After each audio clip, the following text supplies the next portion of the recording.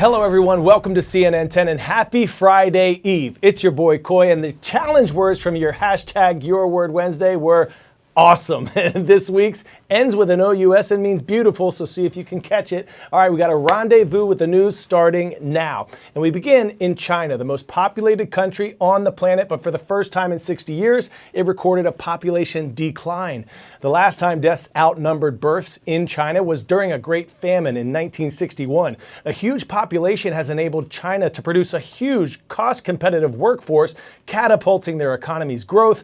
And this current population decline, though, is happening at the same time China saw its worst annual economic performance in half a century, and it's despite the government encouraging people to have more children. So, what could this mean for the global superpower? Well, China's elderly population currently makes up a fifth of its 1.4 billion people, with the number expanding to 280 million. And over the next several decades, the number of people aged 65 and above is projected to surpass China's working age population.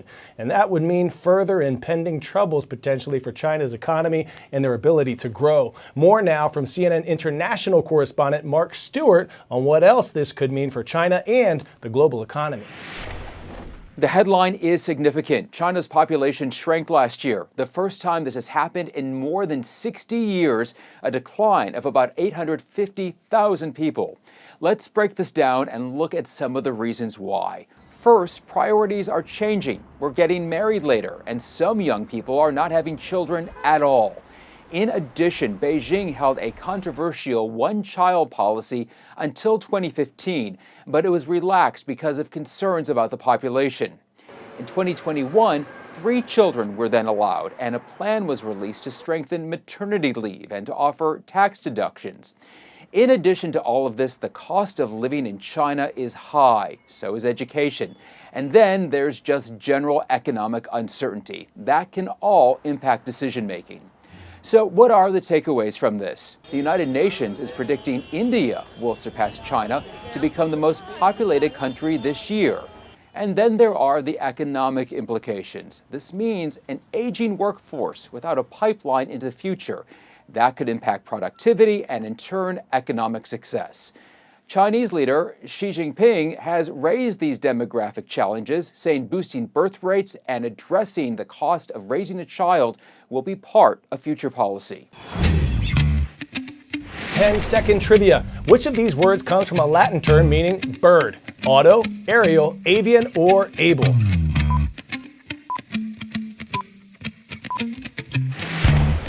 Avian is your answer here. It can be traced all the way back to a Latin word, avis, meaning bird.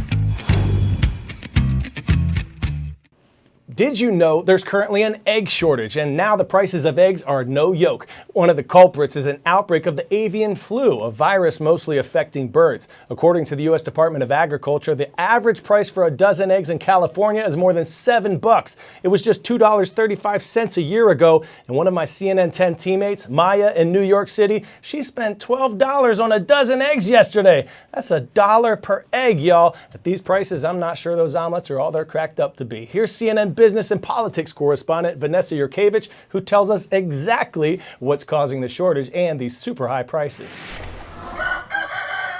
In chilly Palmer, Alaska, the demand for chickens and their eggs is heating up. I was already sold out even before the egg shortage. I was selling everything I had. If you've been to the grocery store recently, you may have noticed fewer eggs and higher prices. Up about 11% last month on average from November, up nearly 60% in the last year. $11.49 for a dozen eggs in New York, $10.99 in Hawaii. I think it's ridiculous for it to be that much. The highly pathogenic avian influenza, or avian flu, is largely to blame. Nearly 58 million birds and climbing have died across 47 states in the last year, a result of the deadly virus. Wild birds can carry the disease and spread it to domestic flocks when they migrate. One wild bird coming into their chicken run, and next thing you know, 10 birds, 20 birds, 30 birds, they're just dropping dead.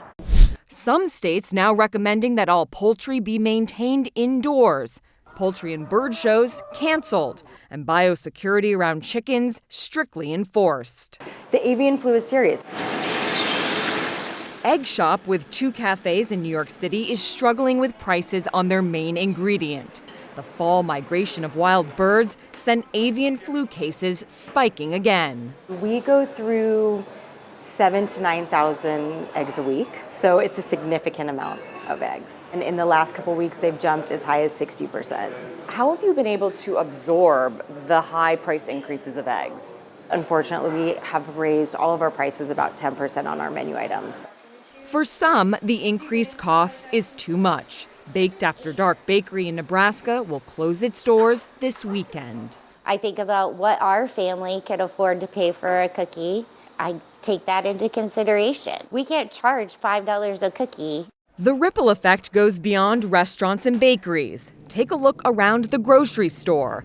Items that use eggs, like mayonnaise, are up 11.8% in the last year. From the flu to the increases in inflation, all combined together with the shortage, it is a perfect storm. And I definitely have seen the prices shoot up recently. Does that stop you from making the purchase? No, not at all. I'm just buying things to make a chicken cutlet, and you need eggs as the basis for that too. It's one of the reasons why there's no way not to purchase them. Up next, we're headed to Australia, where every year in the Great Barrier Reef, corals spawn following a full moon. This is crucial because scientists say that rising temperatures have led to bleaching in more than 90% of the reefs surveyed last year. Coral that was once vibrant with pulchritudinous colors, they're now colorless. Well, that does not mean, though, that the coral is dead just yet, and a new technique just might bring the beauty back. Let's head down under the waves down under to learn more.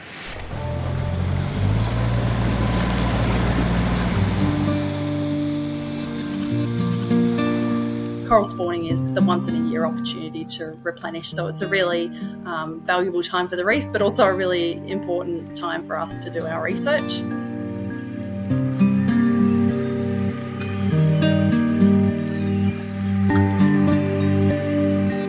We allow coral larvae to settle onto 3D printed structures that we then deploy to the reef. And it's an opportunity for us to boost the number of very young corals on the reef and potentially boost rates of recovery on those reefs in the future. They have some protective features that might stop fish from biting them, or algae from overgrowing them, or sediment from settling on them.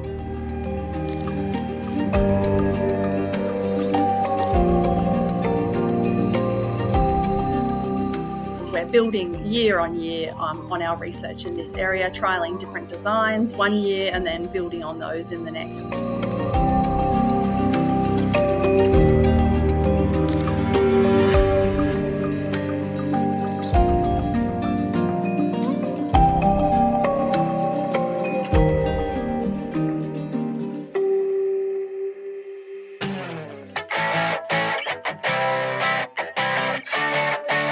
And today's story getting a 10 out of 10, a mirrored mirage and a camouflaged crib in Joshua Tree National Park. They call it the Invisible House. 5,000 square feet of sleek design, mirrored on all sides, blending into the topography like a chameleon by reflecting the desert landscape and skies. Almost playing tricks on your eyes. But the inside, look at this. Look at these views from almost every single room in the house. Absolutely stunning. And that's not all. There's a swimming pool inside that's 100 feet long. The Invisible House has been a popular rental for lots of celebrities, but now this Southern California home can be all yours for a cool $18 million. Speaking of California, let's stay right there for our shout out today. Truckee High School in Truckee, California. We see you, and we hope you and everyone watching around the world can be a reflection of all that's beautiful or pulchritudinous in this world. I'm Coy, this is CNN 10, and I'll see you tomorrow.